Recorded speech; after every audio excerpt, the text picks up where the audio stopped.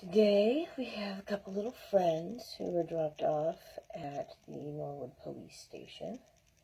This is Private Peppers, and this is Commanding Officer Onions. Officer Onions has a little purple spot in the back of his head so I can tell them apart. And he, to date, has been the hardier of the two. Right now they are trying to just stay warm, which is the number one thing you have to do. So we have a heating pad underneath, although it's not underneath all of it, so they can get off of it if it becomes too hot. So far we have not had any issue with that. And we are going to do a feeding right now.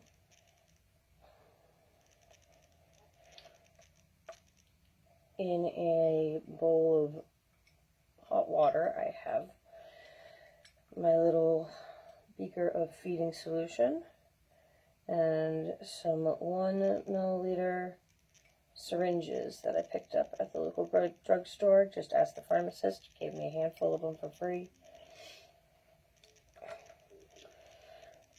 And we're going to go one at a time, and we're going to go slow, because these guys can be greedy little piggies, and they will try to suck the entire syringe into their mouth.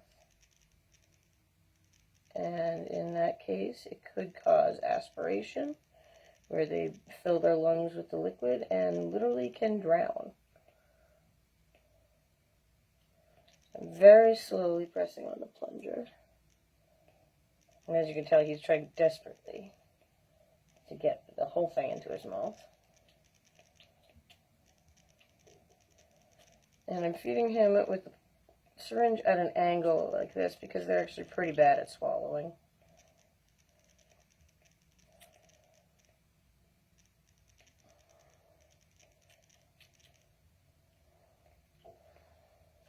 These guys have a complete but very light coating of fur at this point.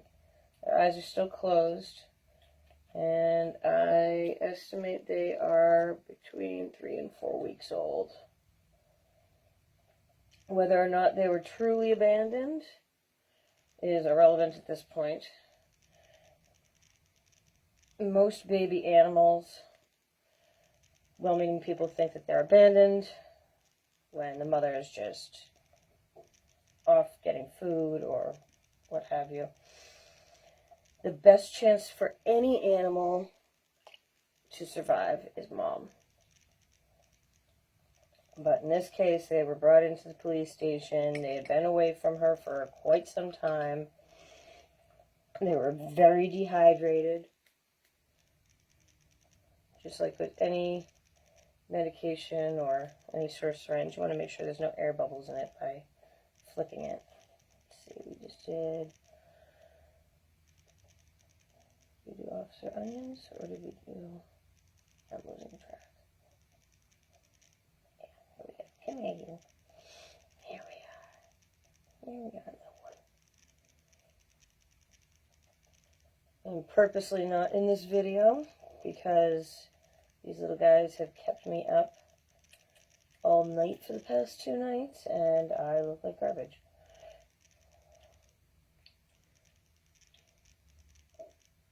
Little bunk.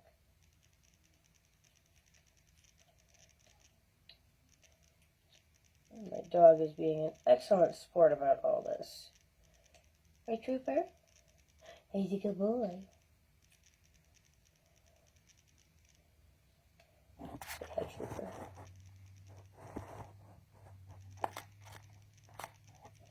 And once I have fed them according to their weight, and there's a chart I can post on that, then I need to make sure that they are cleaned up.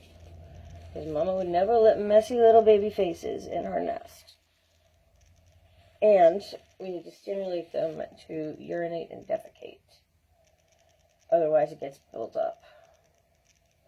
And to do that, you just want to gently kind of stroke around their genitals. And hopefully we can start to get a little turd to pop out.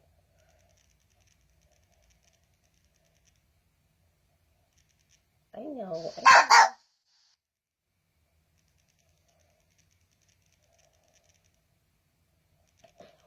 Okay, little one. Okay. I know. It's chilly.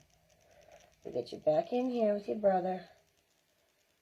And then I'll just gently stimulate them from under the covers. That way they'll stay warm and stay put. Because as you can tell, they're very lively at this point. They have been fully rehydrated. I am not a licensed animal wildlife rehabilitator, so as of today, these guys are going to go to the New England Wildlife Center in South Weymouth, right near where I grew up, as it is illegal to keep them as pets it's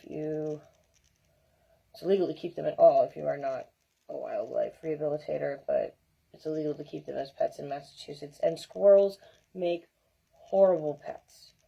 They will either be miserable in a cage or they will tear your house apart.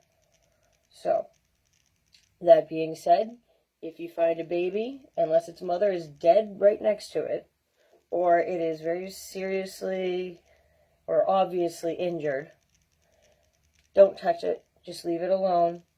Mom will more than likely be back for it. If it's been a few hours or if they're in the baking sun, there are other things you can do. But ideally, you would just want to leave them. Thanks for watching.